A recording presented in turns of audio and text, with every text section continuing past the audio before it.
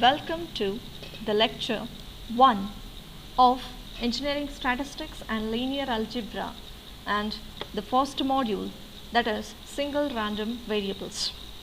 So we see what is a random variable here, and we study the further things related to random variable. So first we'll learn what is a random variable. So before going to this random variable, let's discuss what is a random process or what is a random signal. So the signal or the process is said to be random in nature if we can't predict that signal, or if we can't predict that process, that what the next value the process would take. So if we are totally getting the result that is not known priorly before the event happens, then that kind of a process is referred as a random process.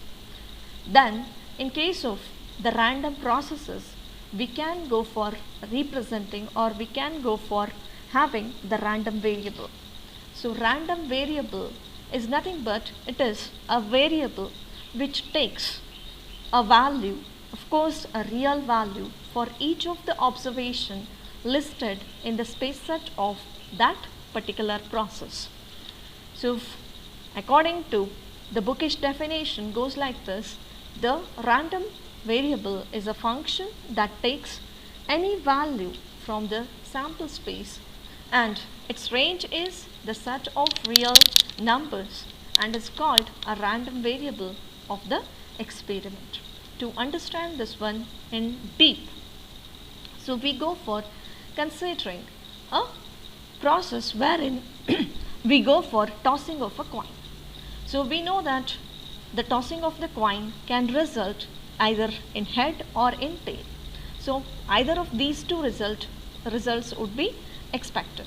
But when we toss at this time, which result is going to be there or what face of the coin will come, we are totally unaware. When the coin falls, then only we can say okay, it is head or tail. So we cannot guess its outcome before the event happens. So it is a random process, and the outcomes of this random process are head and tail. So the space set is nothing but the possible outcomes. The list of possible outcomes is referred as the space set of the random process. For tossing of a coin, the space set would be head and tail because no other possibility is there. So I hope we understood what is space set. Now we go for defining the random variable. So random variable means we are taking a variable and we set up a condition for which, suppose if head happens, then we list it as 1, and if tail comes, then we can represent it as -1. Means it is a random variable. Now x we are considering, and this x is a random variable which is going to take up the real values for each of the outcome of our random process, and we have defined it like we have predicted. If head comes, we are representing it by 1, and if tail comes, we are representing it by -1. It could be in any of the way. So we can assign the head as 1 and tail as 0, or even it could be in a reverse fashion. It is totally depending upon the person who is defining the random variable. So now x is my random variable, and which will be given by -1 and 1.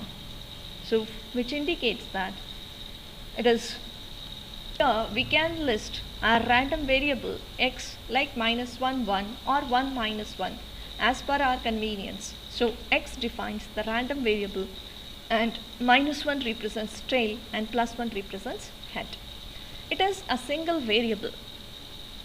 The single variable means a single variable or single random variable because it produces single observation. In above experiment of this tossing of the coin, outcome is converted into numbers which can be processed easily. So we are using a single random variable, that is x. If we go for involving x and y, then it is not a single variable, then we'll be having a double or multivariable. So if only x is involved, or even we can have y as our random variable and we can assign head as 1 and tail as a 0, then also it is a single variable random process or single random variable it is. In random variables, there are two types. The first one is discrete random variable and another one is continuous random variables.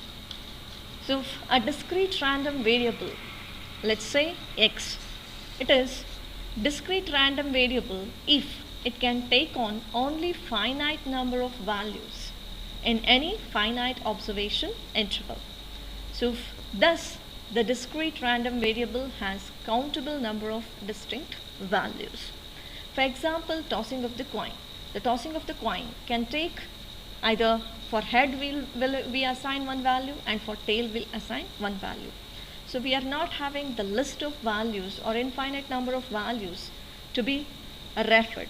So these kind of events or processes are referred as the discrete random variables, wherein x can take only few or finite number of values in the finite observation interval. So for example, now x is taking like 1, 4, 5, around 6 values it is taking. It is a discrete random variable. And cumulative distribution function CDF of the discrete random variable is discontinuous function of its independent variable. So we can see what is this. So before that, we'll go for what is a continuous random variable. A continuous random variable x takes on any value in the whole observation interval x is called a continuous random variable. Examples of these could not be the tossing of the coin or the other events wherein only few or finite number of observations are there. So here we can take up the example of noise in the communication system, or just we can say the noise voltage generated by an electronic amplifier which has the continuous amplitude. Now the noise is always there. Now how can we understand? The noise is always there in the system, but the value of the noise can range from higher to lower. So we cannot list the value of the noise voltages. The noise voltage will be spread out from even the pico level, pico voltage to maybe some few millivolts. But we cannot list all the voltages within that range from maybe picovolts to millivolts or maybe microvolts. So because we have enormous number of voltages coming in the range of picovolts to maybe nano or micro or millivolts. So for these kind of variables, because and even it is a random process, because what value or what noise is going to be taken at a particular time will not be understood. Let's see what is CDF, the cumulative distribution function of a random variable. So the cumulative distribution function CDF of a random variable x is the probability that the random variable x takes a value less than or equal to x. So which is represented by fx of x. The notation is always capital X with the random variable we use, and this will be a value which we are taking out for the process. So which indicates p of x less than or equal to p of the random variable less than or equal to the value we are considering. So generally, to talk about this CDF function, cumulative distribution function will be having the two sorts of distributions, the cumulative distribution function and the probability distribution function. Cumulative, the meaning is it is the sum of previous all distributions up till the value we are taking up. And probability distribution function, it is just like the individual values. So So we can see the problems, and even when we go for a particular problem and finding the CDF in detail. So cumulative distribution function takes up the sum of all the previous ones up to the defined. So the CDF function has its properties. The first property is the CDF is bounded between 0 and 1. Of course, the probability distribution function is to understand these properties to the deep extent. Let's consider the tossing of the coin, wherein the sample set is either head or tail. So let's define a random variable x which counts the number of heads, we can say. Let's say which counts the number of heads.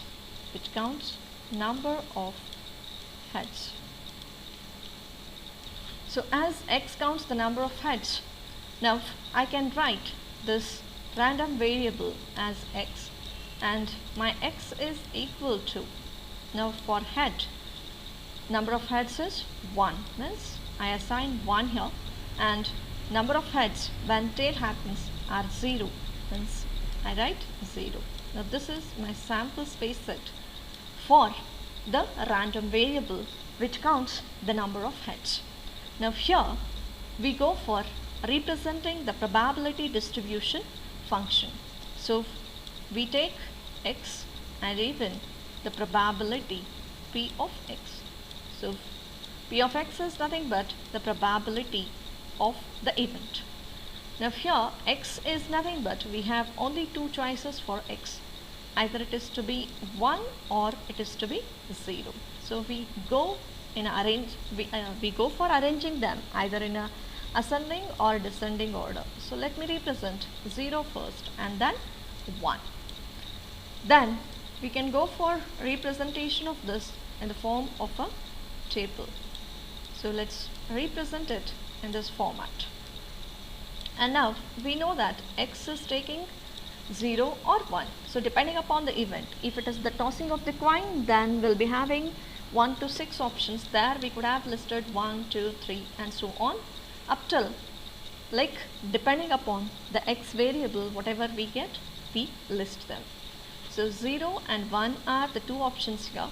So and it is not necessary that the x should contain as many number of variables or as many number of outcomes as the number of outcomes in the space set. So now 0. If 0 is there, what is the probability? The probability of 0 is nothing but it is tail. So the probability the tail is having in tossing of the coin is nothing but 1 by 2. We know that head is having its probability as 1 by 2 and even the tail is having the probability as 1 by 2. So we represent them in this function.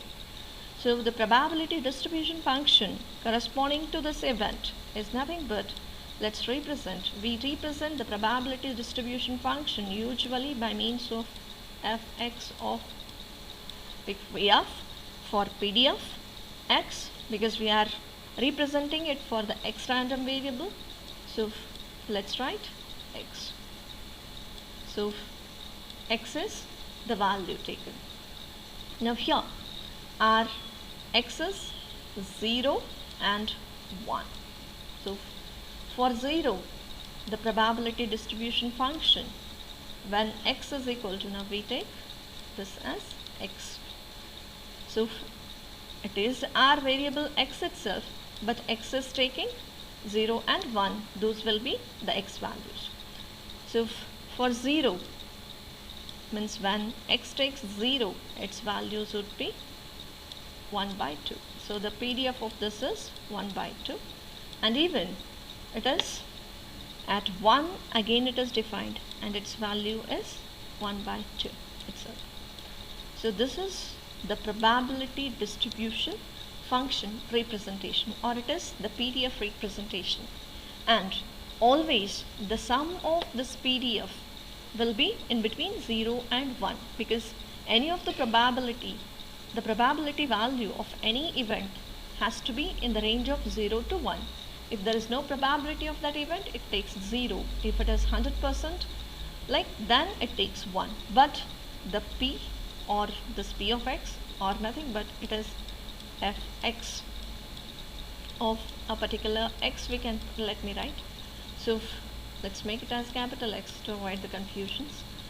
So this is nothing but, it ranges from 0 to 1. Now let me tell you what is the CDF and PDF over here. Now this is the PDF graph. Then what is CDF? So CDF is defined as we know, it is the cumulative distribution function, and this cumulative distribution function, as we already know, it is represented by capital F, and it is in relation to the variable x, and we write x here. Fx of x we represent for CDF function. Now let me draw what is the CDF function of this random variable. So let's draw this as here. Now we draw the CDF, it is capital Fx of x only, and we represent it. Here we are representing, of course it is our variable, it can take the values which the x can take. Now again it is taking 0 and 1, let's say, let's go in a ascending order. So 0 and 1. Okay. Now cumulative distribution function means if we are writing it for 0, then we'll look on the left side of this PDF function. So if there is no value taken on the left side of 0, means it is not there at 0 place. Then before 0 it is not there, but at the place of 0, at the 0th place, its value is half.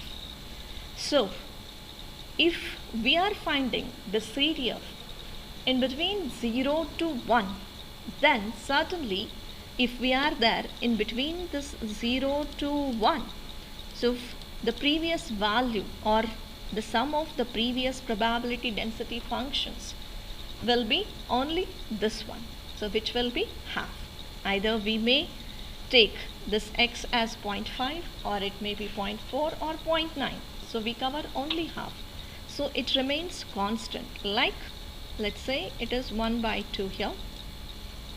So before 0 it is 0 itself, before 0 it is a 0 only, it is not having any distribution, but once we cover 0, then its value is half. And when we reach 1, even this half gets added. Means if the value of our x becomes 1, then we add up these two and the value goes 1. So let's say this is 1, and after 1 it may be any value.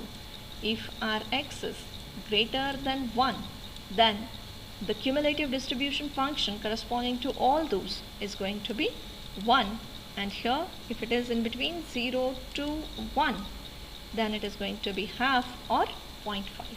So CDF will consider the sum of the previous probability distribution values, whereas the PDF is the individual value of that probability of the event. One has understood, you have understood the meaning of what is CDF and what is PDF. So we go for learning the properties of this. So the CDF is bounded in between 0 and 1, and since CDF is the probability distribution function, that is, it is defined as the probability of some event wherein x less than or x, its value has to be in between 0 and 1.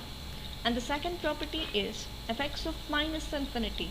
Fx of minus infinity in the sense when our x takes minus infinity, then we are not at all covering any of the probability values or random variable values. So its value has to be 0. And when we take up infinity as our x value, then we cover all the values of the random variable. So its probability, its CDF will be 1. So the same is being explained over.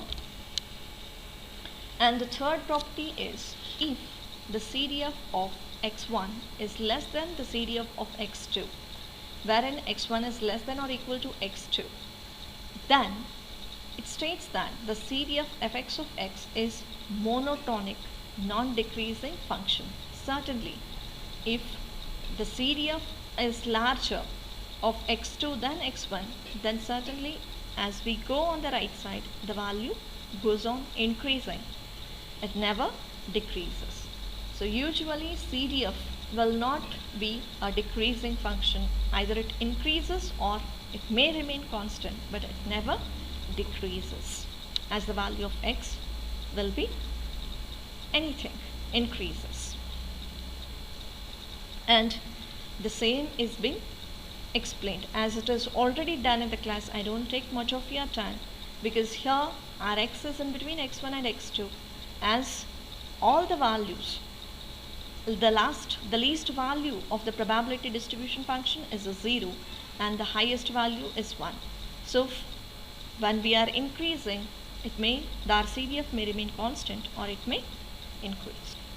So this is regarding the CDF, PDF, all these functions. So we'll learn the next point in the next class. Thank you.